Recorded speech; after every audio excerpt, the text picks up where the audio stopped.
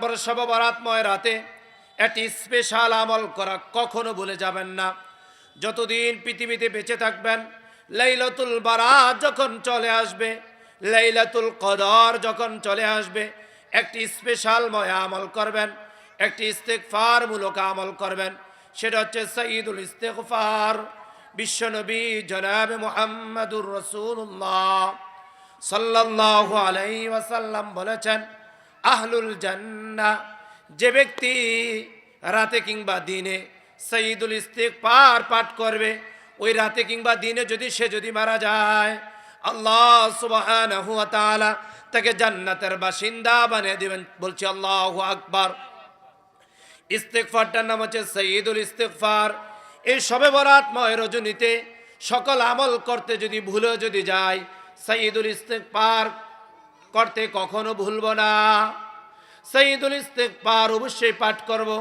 ইস্তিগফারটা হচ্ছে আল্লাহুম্মা আনতা রাব্বি লা ইলাহা ইল্লা আনতা খলাকতানি ওয়া আনা আবদুকা ওয়া আনা আলা আহদিকা ওয়া ওয়াদিকা মাস্তাতাতু আউযু বিকা মিন শাররি মা সানাতু আবুউ লাকা বিনি'মাতিকা আলাইয়া ওয়া আবুউ বিযামবি ফাগফির লি ফাইন্নাহু লা ইয়াগফিরুয যুনুবা ইল্লা আনতা। যখনই সময় পাই, যখনই সুযোগ পাই, এ সাইয়্যিদুল ইস্তিগফার পাঠ করার চেষ্টা করব। শবে বরাত যখনই চলে আসবে আমাদের কাছে, প্রতি বছর একবার ঘুরে ঘুরে আসে, আমরা আরেকটি আমল করতে পারি, সেটা হচ্ছে জিকিরের আমল। যে জিকিরের আমলগুলো করলে আল্লাহর প্রিয় হওয়া যায়। রাসূল আরবি সাল্লাল্লাহু আলাইহি ওয়াসাল্লাম বলেছেন, উহিব্বুল কালাম ইলাল্লাহি আরবাআ। আল্লাহ তাআলার কাছে প্রিয় বাক্য হচ্ছে চারটি, সুবহানাল্লাহ, আলহামদুলিল্লাহ, আল্লাহু আকবার, লা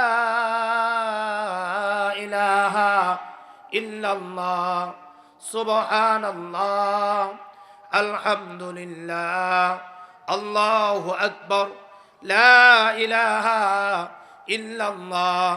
এই শবে বরাত রজনীতে এই চারটি জিকির আমরা করব, বারবার পড়ব। সুবহানাল্লাহ, আলহামদুলিল্লাহ, আল্লাহু আকবার, লা ইলাহা ইল্লাল্লাহ।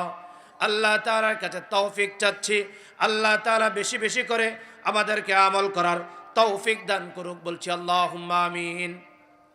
সর্বশেষ মেসেজ দিয়ে আমি আমার কথা 2 মিনিটের মধ্যে সমাপ্তি করছি। সেটা হচ্ছে পবিত্রময় শাবানের মাস চলছে।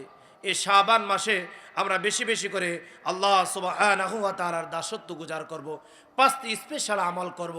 এর মধ্যে 1 নম্বর হচ্ছে বেশি বেশি করে আমরা নফল সিয়াম পালন করব। 2 নম্বর হচ্ছে আমরা অধিক হারে নফল সালাত আদায় করব। 3 নম্বর হচ্ছে আমরা অধিক হারে আল্লাহ সুবহানাহু ওয়া তাআলার নামের জিকির করব। 4 নম্বর হচ্ছে বেশি বেশি করে আল কুরআনুল কারীম পাঠ করব। 5 নম্বর হচ্ছে বেশি বেশি করে সাদগাহ করব।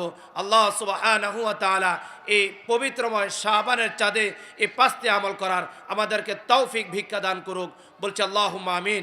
এই শাবানের চাঁদে যেই কাজগুলো করা যাবে না, সেটা হচ্ছে আতশবাজি করা যাবে না। আমাদের সমাজে আতশবাজি হয় কি হয় না? আতশবাজি করা যাবে না। তারপর 2 নম্বর যেই কাজটা আমরা করব না, সেটা হচ্ছে আমরা হালুয়া রুটি বানাতে গিয়ে আমাদের মা বোনরা ইবাদত করতে পারে না, ঠিক কিনা? হালুয়া রুটি বানাতে তারা রাত ভর তারা ব্যস্ত থাকে। হালুয়া রুটি বানাতে আমি নিষেধ করছি না, বলছি না দীর্ঘ সময় ধরে হালুয়া রুটি বানিয়ে ইবাদতের সময় নষ্ট করা যাবে না।